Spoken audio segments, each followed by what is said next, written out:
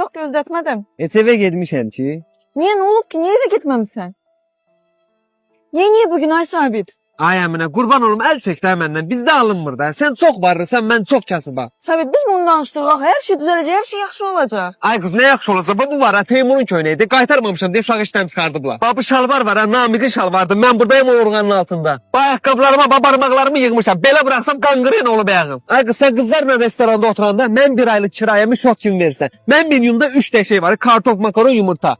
Sabit, sən təki mənimlə ol. Səninlə bir ömür şor-çörəyi də yeməyə razıyam. Ay qız, mən özüm üçün şort çörək yemirəm. Damağım yarı olub. Ver bir qurtum için. Ay da bir kimdir? Alo. Salam Sabit bəy. Bu gün sizin kredinizin son ödəniş tarixidir. Zəhmət olmasa onu ödəyin. Qutarın da nə sizdə iş. Aminə, səni qaçırdacam. Allah, mən səndən qaçmağa da razıyam. Hələ salam aleyküm dayı. Aleyküm salam. Dayı, quzuz mənim əlimdədir. İstədiyim məbləği verməsiz quzuzu buraxmayacaq. Nə qədər istəyirsən? 152 manat. Nə qədər? 152 manat kreditimin hələ bir vaxtıdır. İstiyorsunuz kodu atım, hələ özünüz ödeyin orada. Yaxşı, 160 manat atıram sən ala dur cəhənnəm ol. Qızı narahat eləmə. Yaxşı.